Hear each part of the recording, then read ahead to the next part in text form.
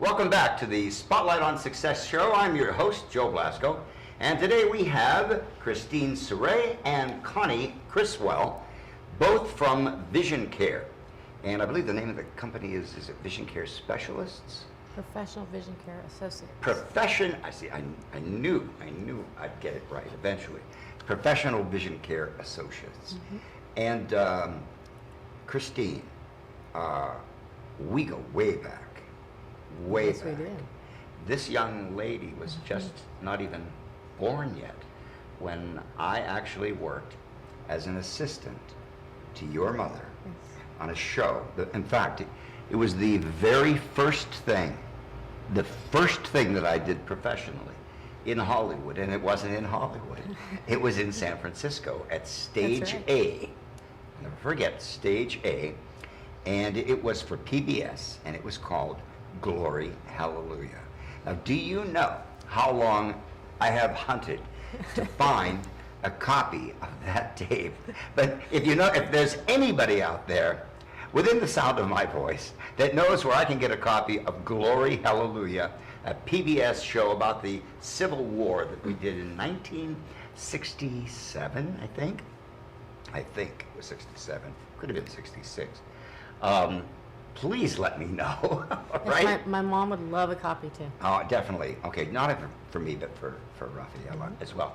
And Raffaella Butler was her name is still Butler, right? Yep. Hasn't changed. And she was such a joy to work with. So many wonderful memories. So many great memories. Yep. I miss those days. And now she's retired to Santa Fe. Santa Fe, and she's living in Santa Fe. So, Raffaella, God bless you, sweetheart, and thank you for getting me started on my career here in Tinseltown. And next time you're in Tinseltown, come visit me, or if I'm in Santa Fe, I'll look you up. All right? Promise.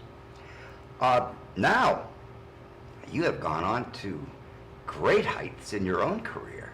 Now, tell me, how did you get started? How did you get into working with contact lenses and Dr. Greenspoon and these wonderful I was actually doing makeup on some low-budget movies, and a friend of mine was teching for Professional Vision Care already, and she had joined the union and gone off to do bigger and better things. Yes. And they needed an extra tech, so I joined on. She showed me how to do it, and the next day I went to a show to put contact lenses in and found it very easy, and I enjoyed it. Yes. And I've been doing it ever since. Ever since? 1995 is when I started. 95, wow. It's been some time. Oh, that really makes me feel like an old man. I say 95 is a long time. Gee, God, I remember when Hollywood was this little village, you know? Oh my God. Well, your company is probably one of, not the most well-known of all, starting back in the Dr. Greenspoon days. 1950s. 1950s. Dr. Greenspoon and his father started it. Was the first to do it for films. Yes, didn't he do Camelot? I believe he did Camelot. He did Camelot. The special mirrored lenses that were used for Merlin, the magician, the mirrored lenses. They must have hurt back then. They were not comfortable. Yeah. The hard lenses. Yeah, I didn't think they would be. And so now, tell us about today's technology.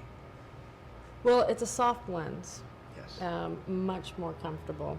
Yes. And one of the benefits of the soft lenses is you can wear them longer than the hard ones. Yes. The hard ones, some people still use them for the mirrored effect. Yes. It's still popular.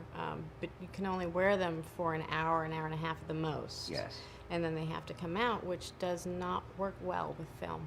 Yes, And shooting. Yes, no, it slows everything down. Yeah. Yeah, and so the soft ones have come a long way. Yes. And now that we can do scleral soft lenses Yes. also, and then painting on them. Yes. I have Now the scleral lenses, obviously, they cover the entire eye. the entire eye. The white portion of the eye.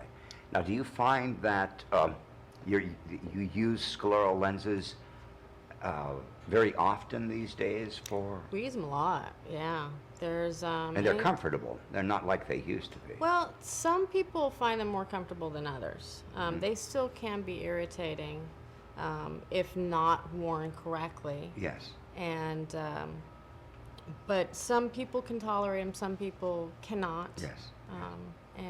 It really is an individual. Yes. Now, you've basis. been doing a tremendous amount of work in television, and you've done a lot, I believe, for Star Trek. Have you not? Was it? Give us some of the names of the shows that We you've worked on. did. Oh wow. Professional Vision Care started, I think, the first Star Trek. They started putting lenses Yes. in, and I came along around Generations. I started doing it. Yes. And but yeah, I mean, every alien. Yes. Michael would throw something at Yes. us, and we. Michael Westmore. Mhm. Yes. We would do lots of different looks, and sometimes little time. Sometimes we get a little bit more time. Right. Right. Now, has your company been nominated for awards or technical awards of I any think kind? Dr. Greenspoon, I believe, got a Emmy, but nothing like Academy Award or anything Yes. like that. Yes. Well, I think that's coming Love up. to. Yes. Has anybody? And you're going to have to go and accept that award. You've worked so hard. You've done such a great job, and Thank you. and every time I see you, I just can't help but think of you as a very young girl, and I'm very proud to know that you have really, and I'm sure your mother is as well, to She's have very grown proud. and become a real top-notch, very well-known professional here in Hollywood. And now tell me this, there are companies out there, and I'll bring this up because you might feel uncomfortable bringing it up, and I'm not going to mention any names, but there are companies out there that just love to copy. I mean, I've been copied from east to west and north to south, and I know that there are companies that are trying to copy a lot of the work and the lenses that your company has manufactured. Now, that can be flattering to a point, obviously, but it becomes very unflattering whenever those companies try to take credit for lenses which that you have done and that you have created and you have worked on and you have been on the set to put in and to install into the eyes. And so many of these products, and I'm going to say it, so many of these companies are selling lenses, generic lenses, What do they call over the generic? internet that, what do they call them? They call them generic. They call them yes. generic lenses. Now, every eyeball has a certain configuration. Every lens must be fitted to that configuration. Otherwise, you could have some very serious damage done to your eyes. Absolutely. So tell me a little bit, without mentioning names, obviously, because you people know who you are who are out there copying. And if anybody scratches their cornea, everybody's going to know who you are. But anyway, let's get back to you guys, the real professionals. What do you think about all this that's going on? Well, like I said earlier, I don't know whether to be flattered or to get angry. But yeah, there are some companies that do copy what we've done. Some take credit for it, and some just try to duplicate them and mass market them. Yes. And Now, isn't that awfully dangerous? I mean, Well- if they're mass marketing and they're selling over the internet to people? but as long as it's done correctly, it's not bad. But if you're going to buy a contact lens and not be fit properly by a optometrist, By an expert. then yeah, it could be Right, very right. dangerous. I mean, there's been articles, there's been programs where people have lost their eye because of infection. Yes. But a lot of the companies on the internet, they sell without a prescription, and a contact lens is a prescription drug, Yes. and it's governed by the FDA. Yes. Now, is it still true today that a licensed medical practitioner of sorts has to come in to put the lenses into the eyes? Or is this process these days to some degree entrusted to the makeup artist? And if so, does the makeup artist have to go through specialized training in order to do it? That's a good question. That's several questions.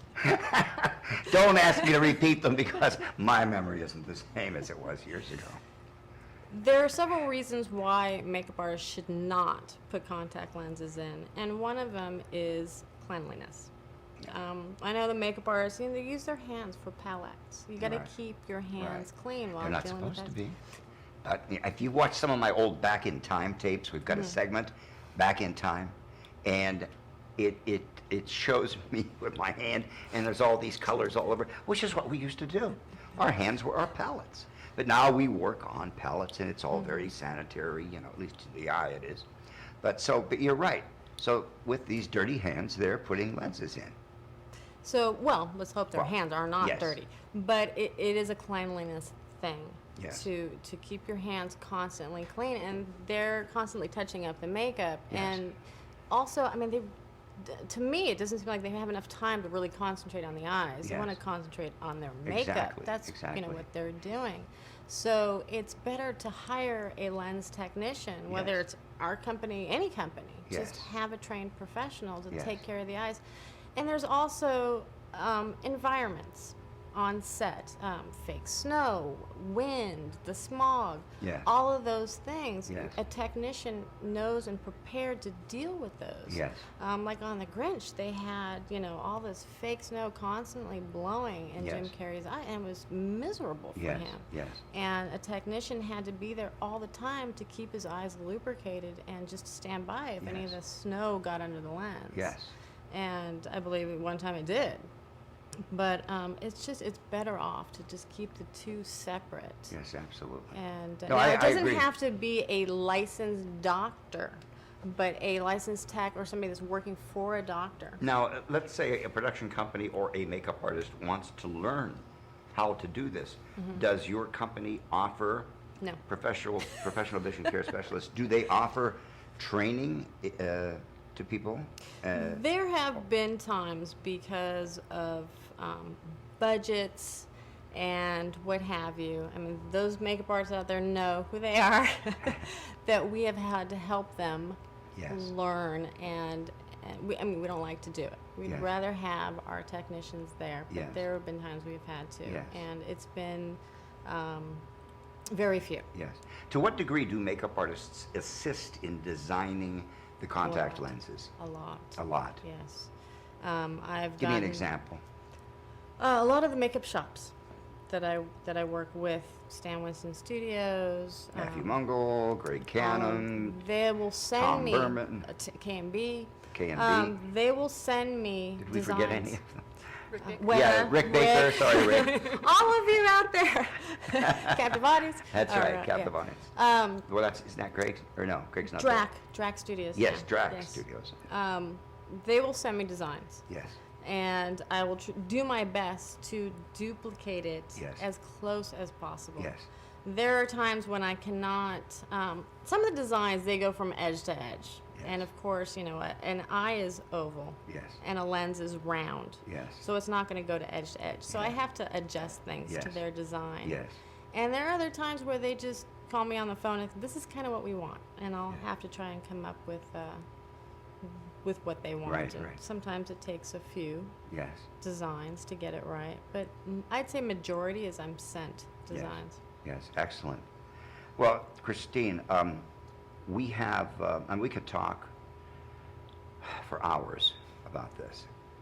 And we're on such a tight schedule today that, firstly, I want to thank you so much for coming in and for Absolutely. representing professional vision care specialists, correct? Yes, with Dr. Richard Silver. Dr. Silver, Richard Stacy Silver, Summer. Stacy Sumner. Hi, And- Stacy. And Dr. Greenspoon. And Dr. Greenspoon, absolutely. Some of the most famous names in eye care and in the creation of the specialized contact lenses for everyday wear as well as for motion pictures and television. We're going to be right back right after this. Don't you go away.